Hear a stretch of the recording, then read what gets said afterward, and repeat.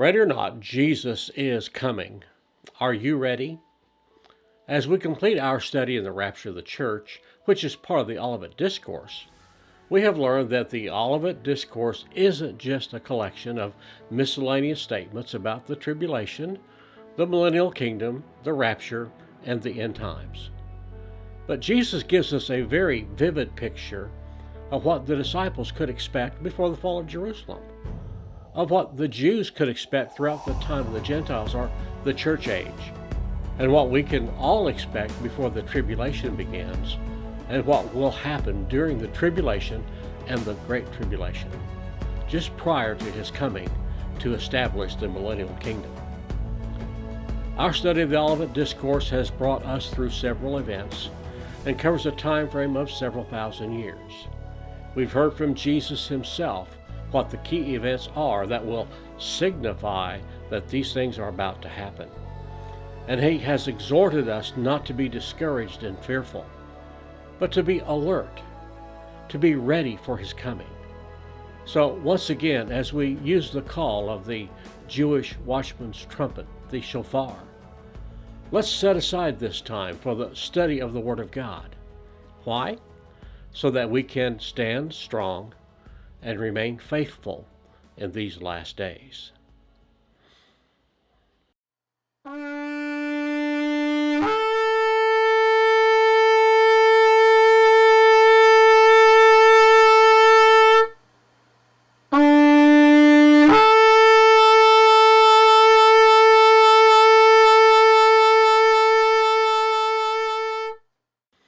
Ready or not, Jesus is coming. Are you ready? We complete our study today in the Rapture with the last two parables, the parable of the 10 virgins and the parable of the talents. So let's begin reading Matthew 25, verses 1 through 13. Chapter 25, verse 1, "At that time the kingdom of heaven will be like 10 virgins who took their lamps and went out to meet the bridegroom. 5 of them were foolish and 5 were wise. The foolish ones took their lamps, but did not take any oil with them. The wise ones, however, took oil in jars along with their lamps. The bridegroom was a long time in coming, and they all became drowsy and fell asleep. Then at midnight the cry rang out, 'Here's the bridegroom! Come out to meet him!' Then all the virgins woke up and trimmed their lamps. The foolish ones said to the wise, 'Give us some of your oil. Our lamps are going out.' 'No,' they replied, 'there may not be enough for both us and you. Instead, go to those who sell oil and buy some for yourselves.' But while they were on their way to buy the oil, the bridegroom arrived. The virgins who were ready went in with him to the wedding banquet, and the door was shut. Later the others also came. 'Lord, Lord,' they said, 'open the door for us.' But he replied, 'Truly I tell you, I don't know you. Therefore keep watch, because you do not know the day or the hour.'" Now, this parable uses the Galilean Jewish wedding as a comparison that shows the church is already with Christ when he returns to establish the millennial kingdom. Now, when you think back through the life of Jesus, we know that his ministry started at a wedding. There were many times in Jesus' teaching that the wedding analogy is used. And as Jesus teaches about the rapture, he uses the wedding to illustrate the process. Now, I want to recommend for you at this time that you view a very excellent video. It's called Before the Wrath. Now, I'm going to attempt to insert the trailer for the movie or the movie documentary here. So if it plays now, you know I was successful. If not, you can view the documentary in its entirety on streaming services like Amazon, Netflix, PureFlix, YouTube. It would be by purchase or rental in those venues. You might check with the church to see if they might have a copy in the office or in their church library. Now, this video does an outstanding job of helping us understand the Jewish culture that Jesus was referring to and used to illustrate what will happen when he is gone while preparing a place for us. But briefly, in the Jewish wedding system, when the marriage was to be consummated, after the bridegroom had gone to the bride's home to pick her up, to receive his bride, to take her back to his home, he would then go to the home of the bride, he would fetch her and bring her to his home. So now think about the rapture here and what Jesus said about going to prepare a place for us in John chapter 14. As he approached his own home with his bride, he would be met by a procession of virgins who would conduct the bride and the groom to the marriage ceremony, which would be followed by the marriage feast. Now, the virgins would have oil lamps to light the way in case the bridegroom arrived at night. So, what does this parable teach? Well, first we have to understand the elements of this parable. The bridegroom here represents the Messiah. And although it's not explicitly mentioned, his bride is the church, who will be with him when he comes after the tribulation. Now, the coming here means the second coming of Christ to establish his kingdom. So remember, at the rapture, Jesus comes for the church, 1 Thessalonians. At the second coming, the church comes with Jesus. Just to keep things straight in your mind, think about how you will view or see Jesus during these two events. When you see his face, that's the rapture. He is coming for us. When you see his back, that's the second coming. We are coming with him to establish his kingdom. Now, who are the virgins in this parable? Well, they are those who are on the earth at the time of his return, or at the second coming. And they are distinct from his bride, who's already with him. They represent the people, both Jew and Gentile, who are on earth at the end of the tribulation when he returns to establish his kingdom. So these virgins are described as either foolish or wise, two types of people. So what does that mean? Well, Psalm 14, verses 1 through 3, give us some insight into this passage. Verse 1 of Psalm 14 says, "The fool has said in his heart, there is no God. They are corrupt. They have committed abominable deeds. There is no one who does good. The Lord has looked down from heaven upon the sons of men to see if there are any who understand, are prudent, who seek after God. They have all turned aside. Together they have become corrupt. There is no one who does good, not even one." Now, the word translated in verse 2, to understand, means to be prudent or to be wise, to wisely understand something. So David is contrasting the fool who says in his heart, there is no God, with the prudent person who seeks after God. Now, in the Old Testament, the contrast between the wise or prudent and the foolish is a contrast between believers and unbelievers.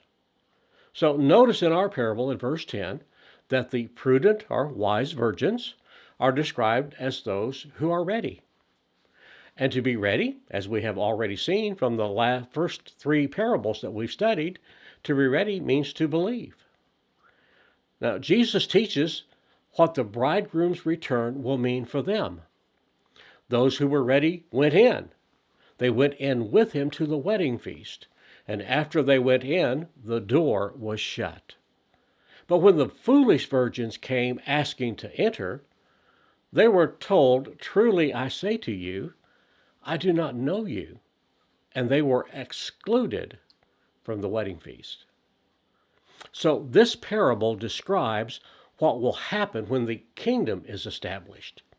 Jesus, the Messiah, will return with his bride, the church that he collected at the rapture. Those who have become believers during the tribulation, both Jew and Gentile, will enter into the kingdom with him and the door will be shut. There will be no further opportunity for people to enter the kingdom, and the unbelievers will be excluded. Therefore, with him in the kingdom will be the church saints who accompany him as his bride when he returns, and then the tribulation saints will enter with him and his bride. Now he gives an exhortation here. He says, now in view of what he has just been telling them about the establishment of the kingdom, he repeats his exhortation to be on the alert. And again, this is a call to believe. Now, why does he add, for you do not know the day or the hour? Well, because there are two occasions when the Son of Man will come. The rapture, when he will come to fetch his bride. No one knows the day or the hour. And then the second coming, when he will come with his bride to establish his kingdom, which he gives a very specific time frame for. The exhortation to be on the alert, which is to believe, applies to both those living before the rapture and to those living after the rapture. Those living before the rapture have the opportunity to participate in the kingdom as his bride, and therefore to escape the tribulation. Those living during the tribulation have the opportunity to accompany the bride and groom into the kingdom. And this opportunity will be the subject of his next and final parable, the parable of the talents. Now let's pick up in Matthew chapter 25 with verse 14. And notice that this parable begins with the word for, or again, making it the second explanation for that exhortation in verse 13. He says in verse 14, again, or for, depending on your translation, it will be like a man going on a journey who called his servants and entrusted his wealth to them. To one he gave 5 bags of gold, to another 2 bags, to another 1 bag, each according to his ability. Then he went on his journey. The man who had received the 5 bags of gold went at once, put his money to work, and he gained 5 more bags. So also the one with 2 bags of gold gained 2 more. But the man who had received just 1 bag went off, dug a hole in the ground, and hid his master's money. Verse 19, after a long time, the master of those servants returned and settled accounts with them. The man who had received 5 bags of gold brought the other 5. And he said, Master, you entrusted me with 5 bags of gold. See, I have gained 5 more. And his master replied, well done, good and faithful servant. You've been faithful with a few things. I will put you in charge of many things. Come and share in your master's happiness. The man with 2 bags of gold also came. And he said, Master, you entrusted me with 2 bags of gold. See, I have gained 2 more. And his master replied, well done, good and faithful servant. You have been faithful with a few things. I will put you in charge of many things. Come and share your master's happiness. Then the man who had received 1 bag of gold came. Master, he said, I knew that you are a hard man, harvesting where you have not sown and gathering where you have not scattered. So I was afraid and went out and hid your gold in the ground. See, here is what belongs to you. And his master replied, you wicked and lazy servant. So you knew that I harvest where I have not sown and gather where I have not scattered seed. Well, then you should have put my money on deposit with the bankers, so that when I returned, I would have received it back with interest. So take the bag of gold from him, give it to the one who has 10 bags, for whoever has will be given more, and they will have an abundance. Whoever does not have, even what they have will be taken from them. And throw that worthless servant outside into the darkness, where there will be weeping and gnashing of teeth. Now, Jesus begins this parable saying, for it is like. What is it like? Or what is this situation, the like situation that he describes in this parable? It is the same kingdom described in the previous parable. And more specifically, it refers to the events that will occur just before the coming of the kingdom. What's the focus or key point made in this parable? Well, in verse 19, he says, "Now, after a long time, the master of those slaves came and settled accounts with them." You see, the key point made by the parable is that there will be an accounting when the master returns. So, what is the contrast that is brought out in this parable? The contrast is between the good and faithful slave and the wicked and lazy one.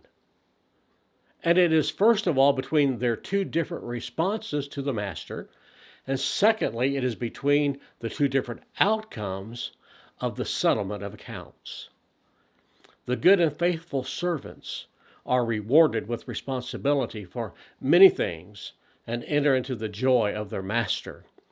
But the wicked servant, the lazy servant, is thrown out into the outer darkness, where there will be weeping and gnashing of teeth. And again, here weeping over their unbelief, their not being ready, and the gnashing of their teeth because of the pain experienced in their place of punishment. So how could we summarize the message of this parable? Well, the message of the parable is that everyone will be given an opportunity to serve their master. Everyone is given an opportunity to serve God. Everyone is given an opportunity to turn to Him. And when He comes, they will have to account for how they used that opportunity. Those who were faithful will be rewarded and enter into the joy of their master. In other words, those who chose God, those who chose to believe in Him, trust Him, and serve Him, they will enter into the joy of their master. But the wicked will be punished and in outer darkness. Now, how does this apply? Well, Jesus Himself gives us the application in the following passage, the closing of Matthew chapter 25. Now, let's begin in verse 31. "When the Son of Man comes in His glory, and all the angels with Him, He will sit on His glorious throne. All the nations will be gathered before Him, and He will separate the people one from another, as a shepherd separates the sheep from the goats.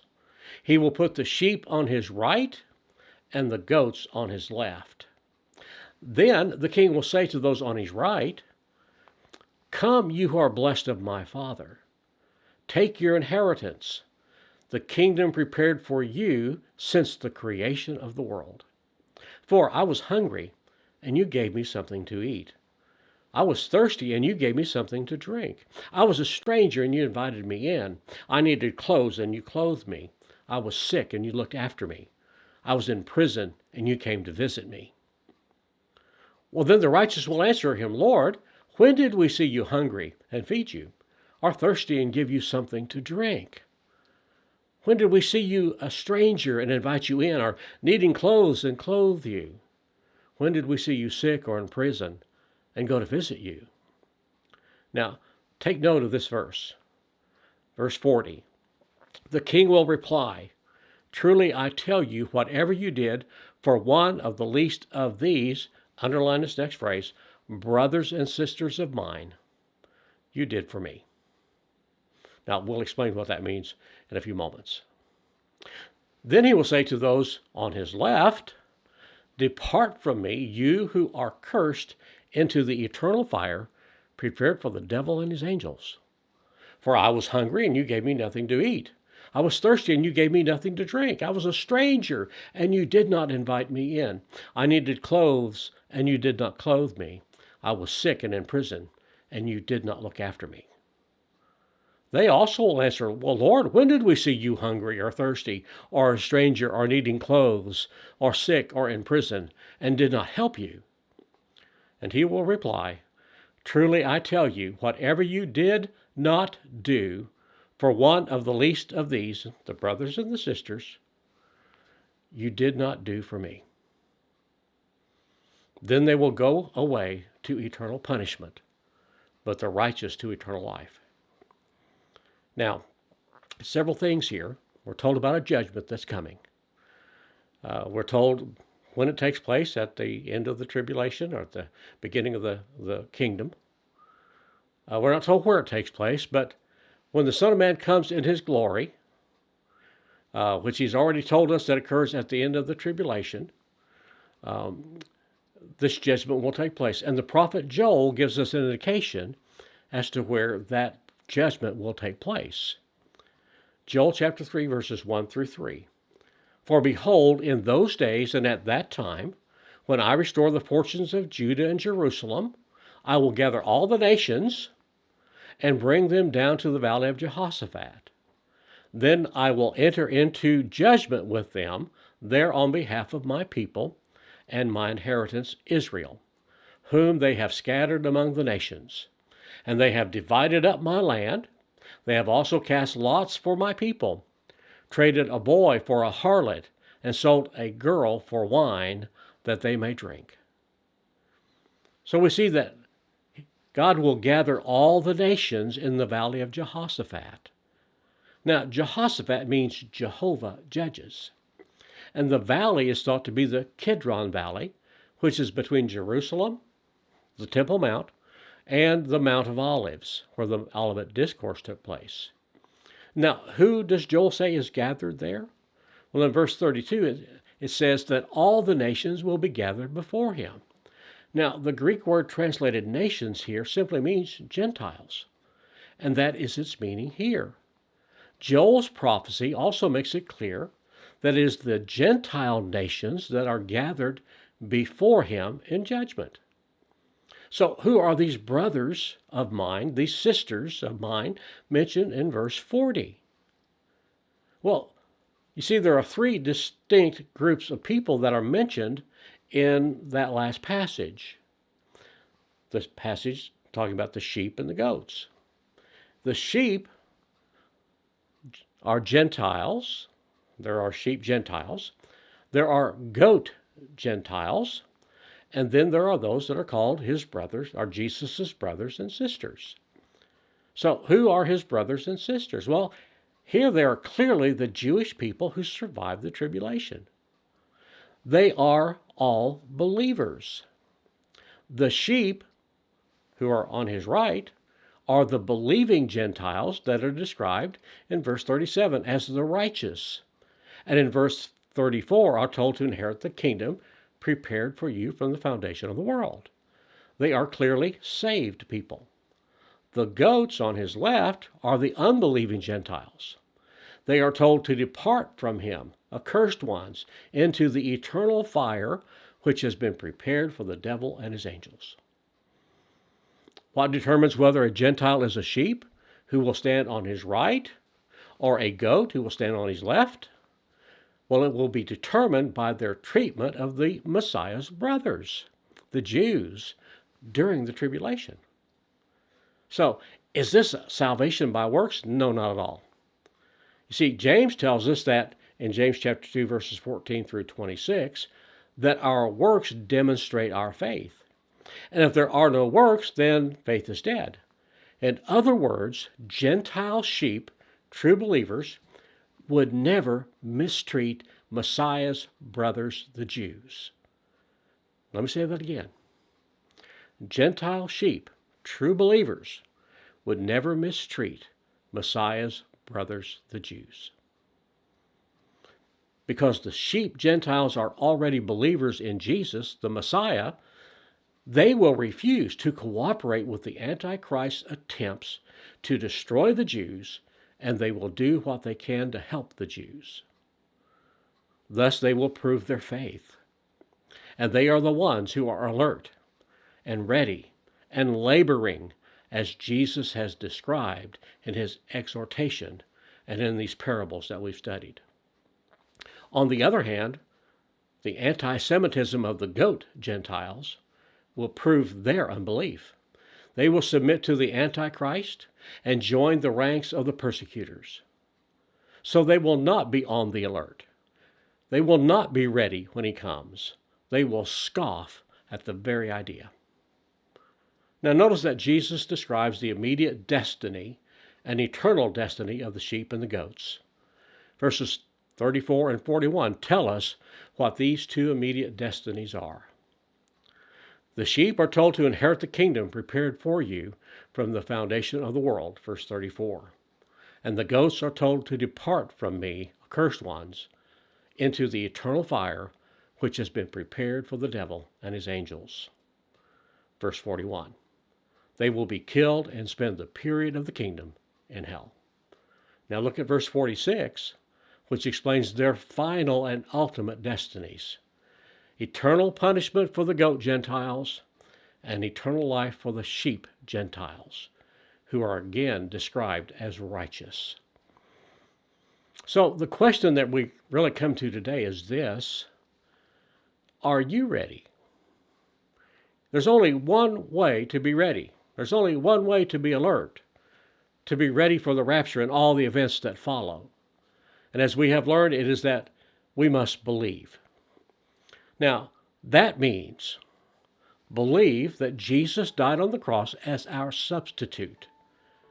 His death on the cross dealt with the wages for our sin that each of us owe. Also, believe that Jesus, through his death, reconciles us to God, fixing what happened when Adam sinned in the Garden of Eden. Believe that Jesus is the only way to be forgiven of sin and to be reconciled to God. And then stop believing that you can do anything that will accomplish what Jesus did for us on the cross. So, what do you believe today? Are you ready for what is coming? Until next time, or the rapture, whichever comes first. Shalom.